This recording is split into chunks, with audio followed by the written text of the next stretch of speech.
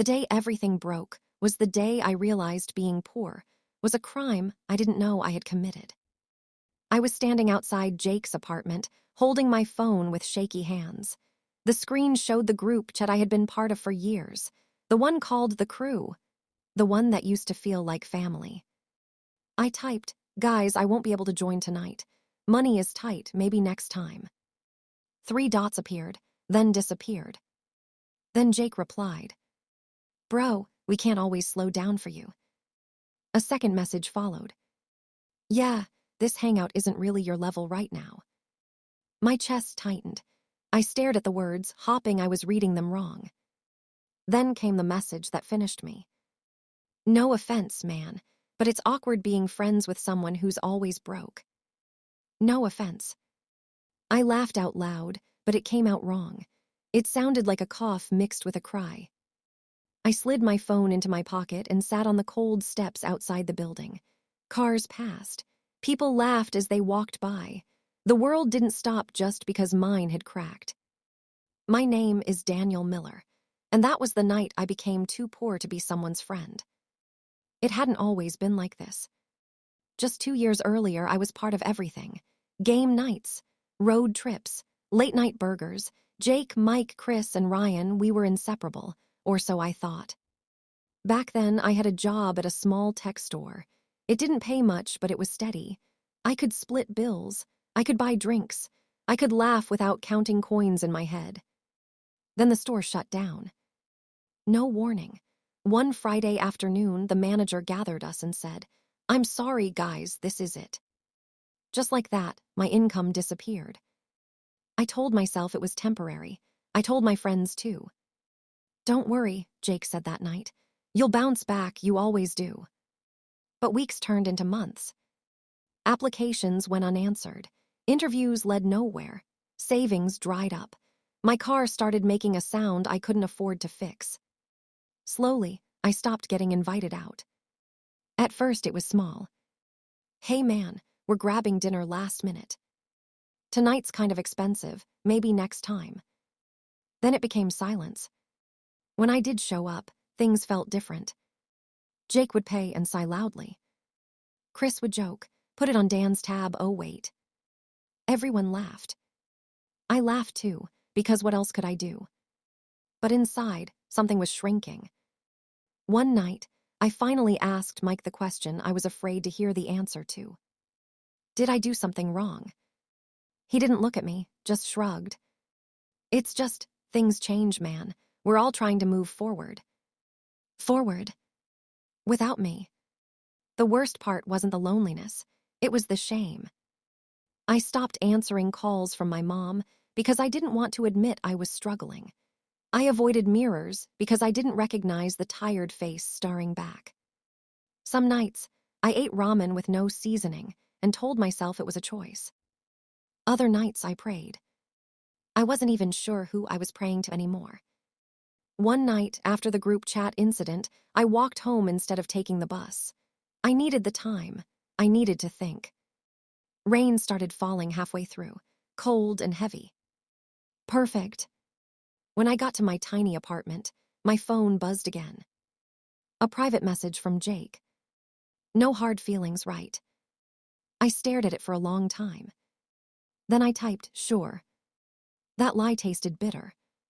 The next morning, I woke up to a notice slipped under my door. "Rent reminder, red ink." I sat on the edge of my bed and laughed again. "Okay, God," I said out loud. "If this is a joke, I don't get it." That same day, my old college advisor emailed me out of nowhere. "Daniel, I was thinking about you. Are you still interested in consulting work?" My heart jumped. I replied in seconds.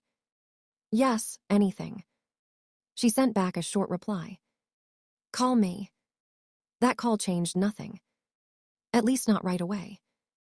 The opportunity was unpaid at first. Exposure, they said, experience, connections. I almost said no. But when you're drowning, even a thin rope looks strong.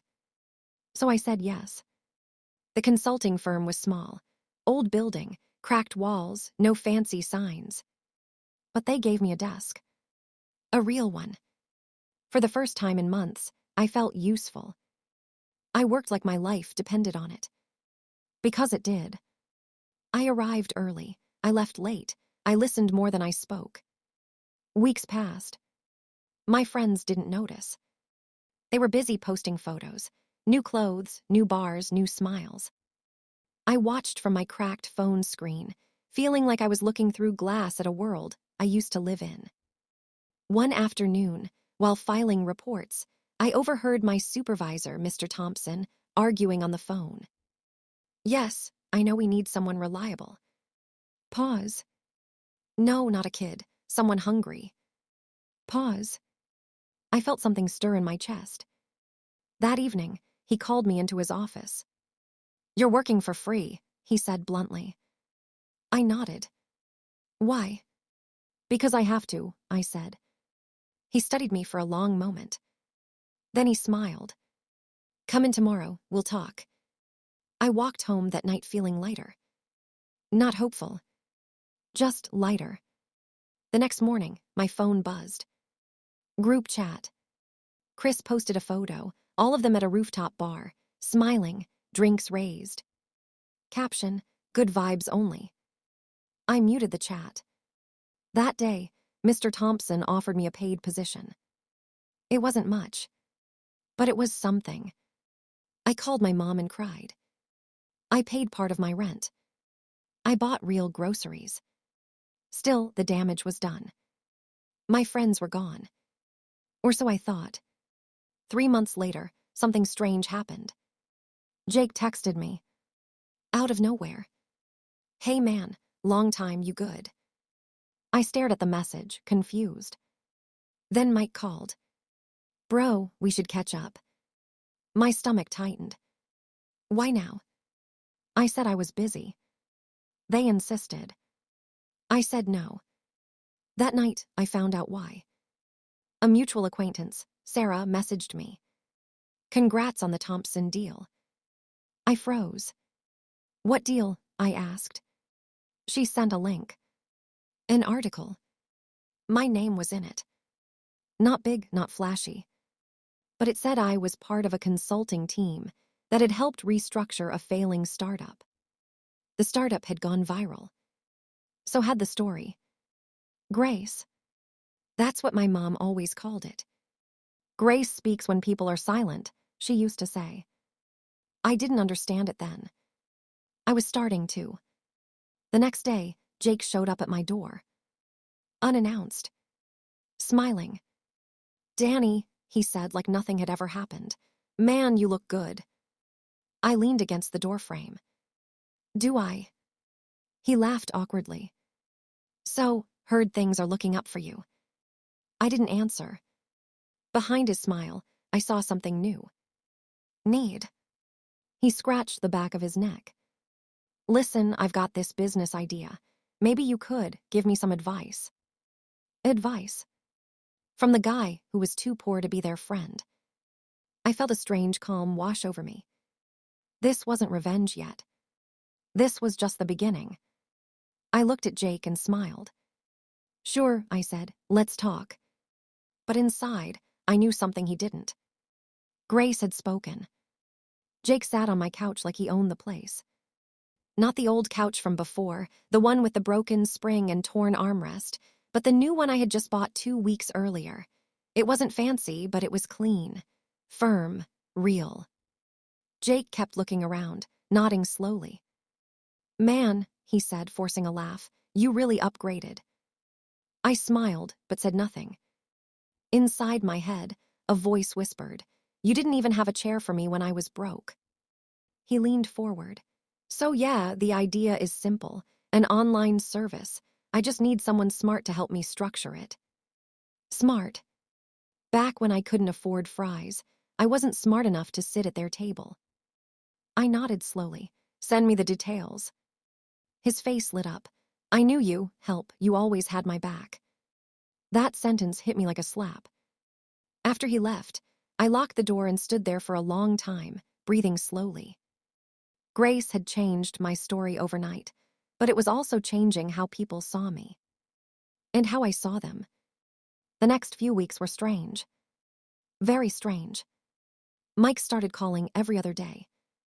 Chris sent memes again, like nothing happened. Ryan invited me out for drinks. I declined every single time. Not because I was angry. Because I was watching. People reveal their truth when they think you forgot the past. At work, things were moving fast. Mr. Thompson trusted me more each day. He brought me into meetings, let me speak, let me decide. One afternoon, he said something that made my heart stop.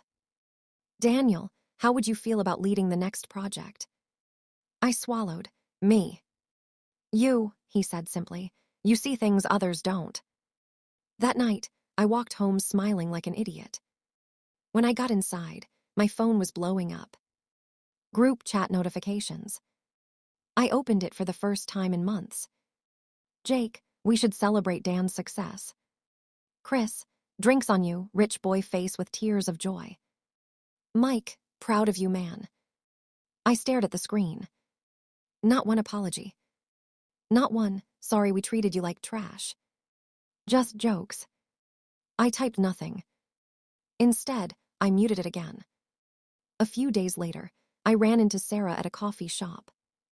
She hugged me tight. "I'm so happy for you." "Thanks," I said. She hesitated. "You know, people are talking." "About what?" "You, your growth, your connections."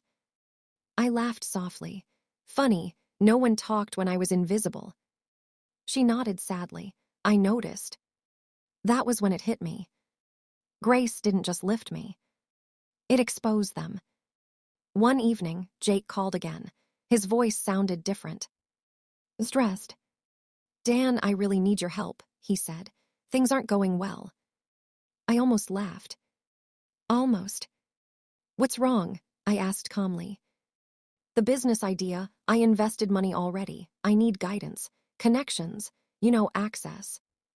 Access. I remembered the night I sat in the rain, holding my phone, reading his message about being awkwardly broke. My silence stretched. "Dan," he said nervously. "I'll think about it," I replied. That night I couldn't sleep. Not because I wanted revenge, but because I finally had power. And power is heavy. The next morning, Mr. Thompson dropped another bomb.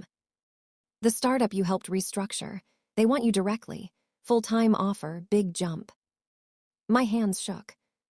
I signed the papers the same day. When the news broke online, everything exploded. My inbox filled. Old classmates, distant relatives, strangers. And my friends. They showed up. All of them. Jake, Mike, Chris, Ryan. Standing outside my apartment like a reunion. "We missed you," Mike said. Chris laughed. "Man, remember when we all used to struggle together?" I looked at them. Really looked. They weren't here for memories. They were here for benefits. I stepped aside and let them in. We talked, we laughed. I watched them carefully. Then Jake finally said it. "So, about that project, any chance you could bring us in?" There it was. The begging hadn't started yet. But it was close. I leaned back, folding my arms. I said slowly, "it's funny." They leaned in. When I was broke, I was invisible. When Grace spoke, I became useful. The room went quiet. Jake's smile froze. "What are you saying?" Mike asked. I smiled gently. "I'm saying this story isn't over." Outside, thunder rolled. And for the first time in my life, I wasn't afraid of the storm. Because this time, I was standing in the center of it. The silence in the room felt thick, like smoke. Jake cleared his throat. "Dan, come on, we're all friends here." Friends. That word used to mean something to me. Now it felt like a costume they wore when it was convenient. I stood up and walked to the window. The city lights blinked below, bright and restless. I remembered standing on these same streets months ago, counting my steps so I wouldn't think about how empty my pockets were. I turned back to them. "You know what hurt the most?" I asked quietly. They exchanged looks. It wasn't the jokes, I continued. It wasn't even being left out. It was realizing that my value to you was tied to my wallet. Chris laughed nervously. Man, you're taking it too deep. I smiled.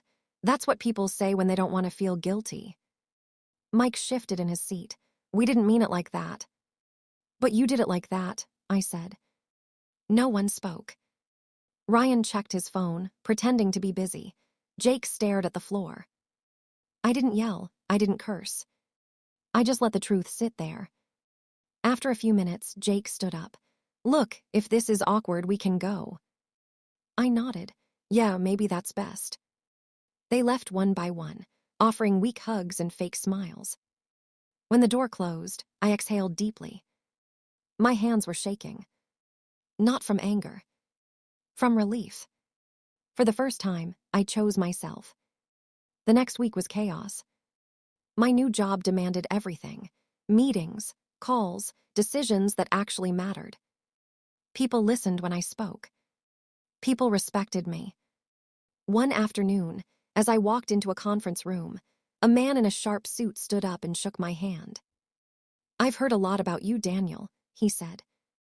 I smiled politely, but inside I was screaming.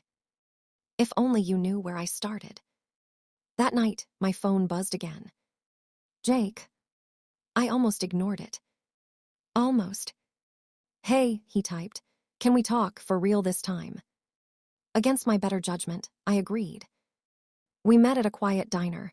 Cheap coffee, sticky tables, the kind of place I used to love because it didn't judge you. Jake looked different. Tired. I messed up, he said, staring into his cup. I said nothing. I shouldn't have treated you the way I did, he continued. I was scared. Everyone was moving forward, and you reminded me that things could fall apart. I raised an eyebrow. So you pushed me away. He nodded slowly. Yeah. For a moment, I felt something soften inside me. Then he added, but now that you're doing well, I thought maybe. There it was. I stood up. Jake, I said calmly, you don't miss me. You miss what I can do for you. His mouth opened, then closed. I left cash on the table and walked out. That was the night something shifted inside me. I stopped explaining myself. I stopped trying to be understood by people who only listened when it benefited them. Grace wasn't just changing my circumstances. It was changing my boundaries. A few days later, Sarah called me, her voice urgent. Dan, I need to tell you something. What's wrong? Your friends, they're telling people you forgot them, that you're arrogant now. I laughed, not because it was funny. Because it was predictable. Let them talk, I said. But it could hurt your reputation. I smiled softly. The people who matter already know the truth. That evening, I got an email that made my heart race. A major investor wanted to meet me, personally. I sat back in my chair, staring at the screen. This was bigger than I imagined. Meanwhile, my old group chat came back to life. Chris, why is Dan acting brand new? Mike, success changes people. Jake, guess money shows true colors. I stared at the messages, my chest tight. They had rewritten the story. In their version, I wasn't the abandoned friend. I was the villain. I didn't defend myself. I didn't respond. I let Grace do the talking. The meeting with the investor was scheduled for Friday. The same Friday Jake texted again. Please, he wrote, I'm desperate. I looked at the message for a long time. Then I replied, meet me tomorrow. He showed up early, sweaty, nervous. I need help, he said, his voice cracking. I'm drowning. I studied him. This was the moment. Not the revenge I imagined. But the test. Grace had lifted me. But what would I do with the height? I took a deep breath. Sit down, I said. Jake sat. And as I opened my mouth to speak, my phone buzzed again. Unknown number. I glanced at the screen. It was the investor. Calling early. Everything was colliding at once. Past, present, power, grace. I looked at Jake, then at the phone, and in that moment I knew. Whatever choice I made next would change everything. I answered the call. "Daniel," the voice said, "we need to talk immediately." Jake watched me, hope and fear fighting in his eyes. I turned away from him, stepping toward the window. "Go ahead," I said into the phone. And as the city lights flickered below, I realized the real revenge wasn't what I did to them. It was what I was becoming. The investor's voice was calm, but the words hit me like thunder. "Daniel, there's been a change," he said. "A big one." Jake leaned forward, trying to read my face. I stepped into the hallway, away from him. "The company you worked with," the investor continued. "We're acquiring it, and we want you leading a major division." My heart stopped.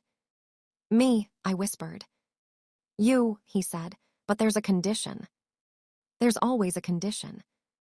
"We've reviewed your background, your relationships, your circle. We need to know one thing." I swallowed hard.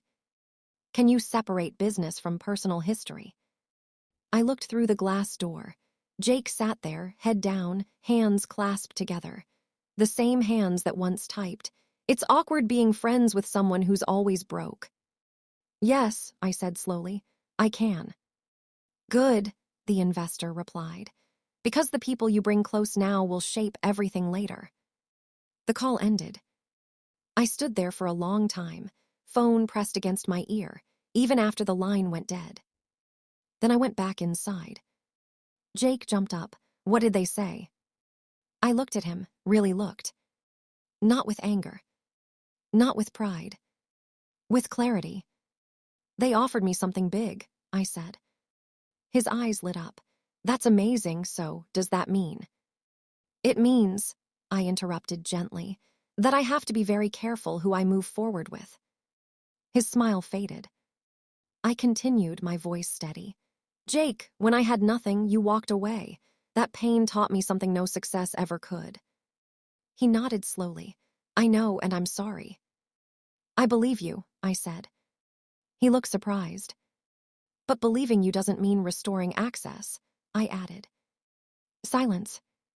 "I forgive you," I said, "but forgiveness doesn't mean partnership." Tears filled his eyes. "I hope you figure things out," I said sincerely. "I really do." He stood up, shoulders heavy. "I guess this is goodbye." I nodded, for now. When he left, I didn't feel victory.